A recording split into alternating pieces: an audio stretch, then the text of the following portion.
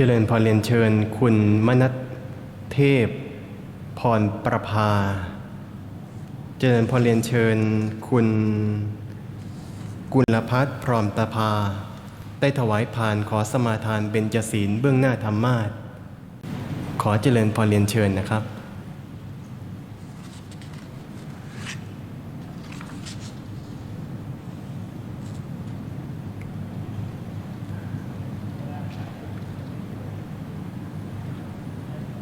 ในขอเจริญพรเรียนเชิญคุณอัญนิสานันทพิสิทธิ์ได้ถวายพานขอสมาทานเบญจศีลเบื้องหน้าธรรมาสน์ขอเจริญพรเรียนเชิญนะครับ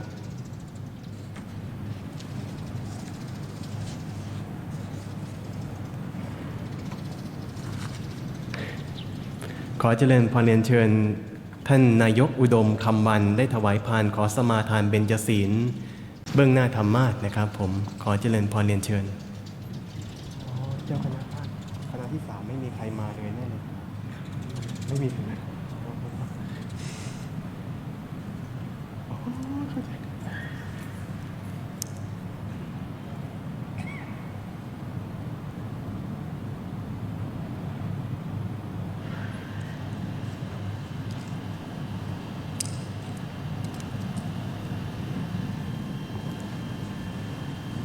วันนี้นะครับท่าน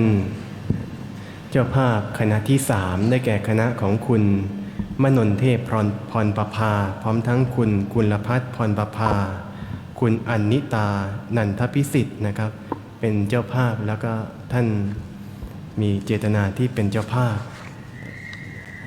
แล้วก็เรียนเชิญทุกท่านได้กล่าวคำบูชาพระรัตนตรัยอิมินาสการินาตังพุทธังอภิปูชยามะอิมินาสการินาตังธัมมังอภิปูชยามะอิมินาสการินาตังสังฆังอภิปูชยามะอะระหังสัมมาสัมพุทโธภควาพุทธังภควันตังอภิวาเทมิสวากขาโตภควตาธัมโมธัมมังนามัสสามิสุปฏิปันโนภะคะวะโตสาวกสังโฆสังฆังนะมามิ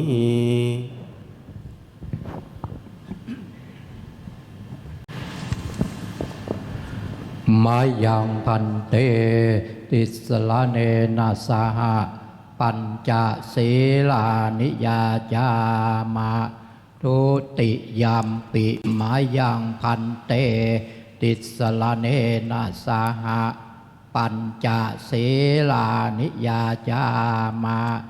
ตติยัมปิมายังพันเตติสลาเนนะสหปัญจศีลานิยาจามะ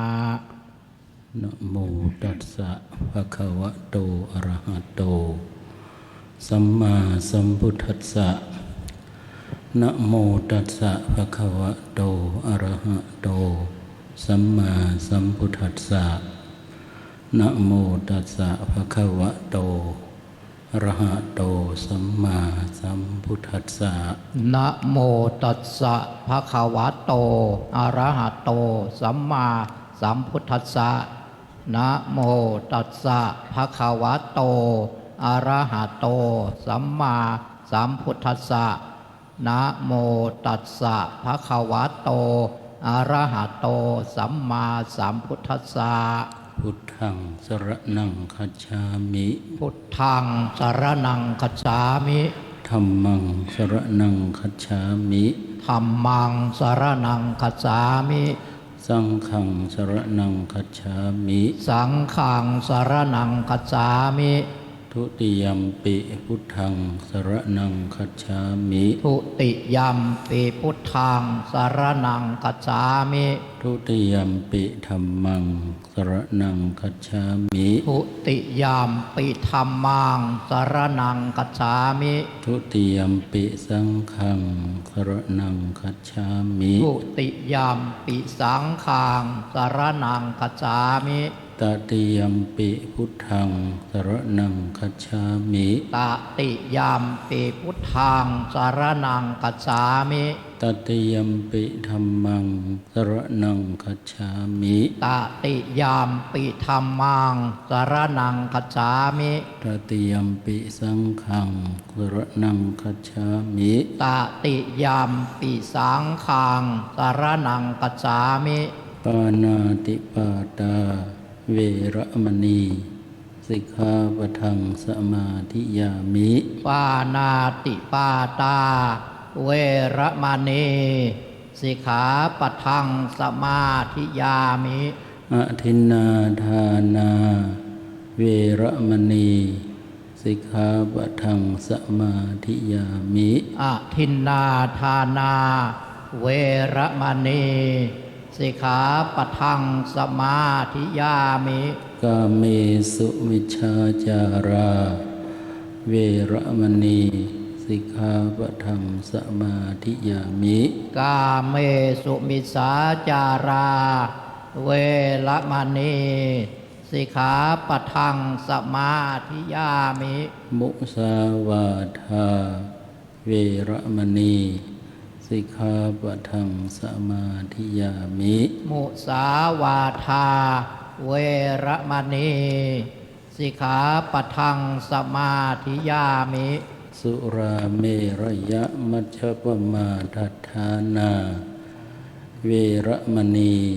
สิกขาปะทังสมาธิยามิ สุราเมลายะมัชฌะปมาตฐานาเวระมณีสิกขาปะทังสมาธิยามิ อิมานิปัญจสิกขาปทานิสีเลนะสุขติงยันติสีเลนะโภคสัมปทาสีเลนะนิพพุติงยันติตัสมาสีลังวิโสโอทะเย สาธุสาธุสาธุ ขอเจริญพรเรียนเชิญ รองนายกอาจารย์พิรุณรักราชนะครับ ได้จุดธูปเทียนเครื่องทองน้อยเบื้องบนเบื้องหน้าโกฐเพื่อพระเดชพระคุณหลวงปู่พระพรหมมงคลบูชาธรรม ขอเจริญพรเรียนเชิญ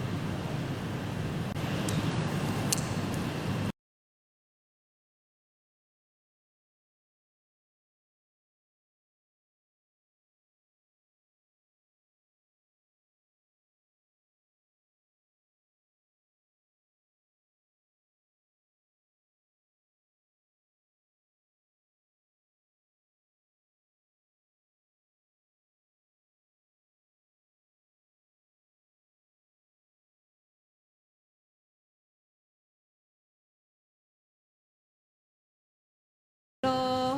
กาหิปติสัมปติกาดอันชลีอันทิวารังอายาจตาสันติพระสัตตาปาราชาคาชา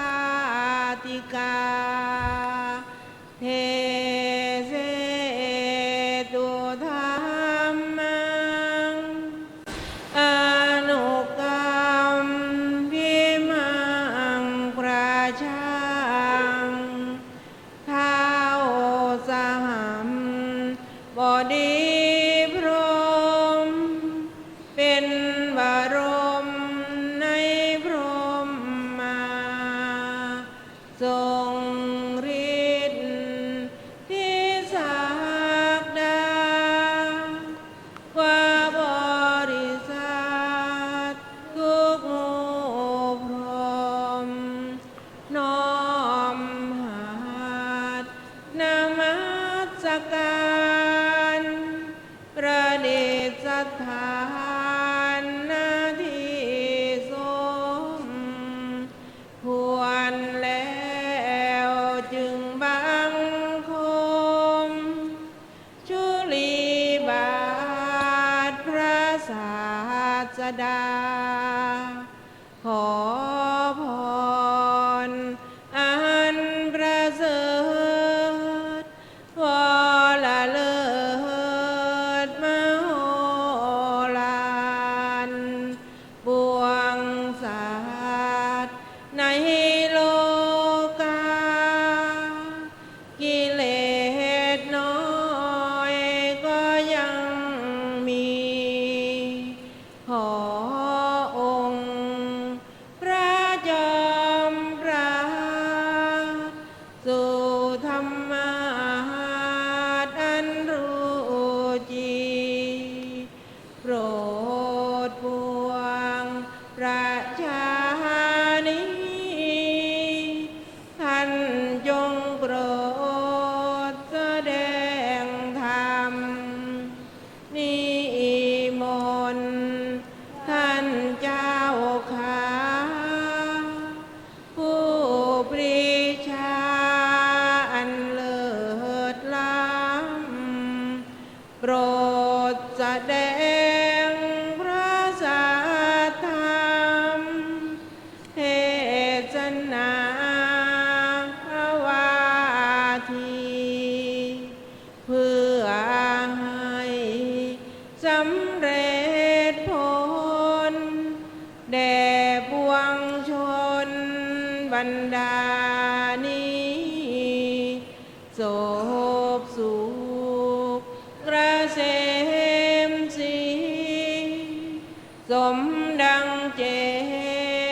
ตนาเทินอาราธนังกโรมา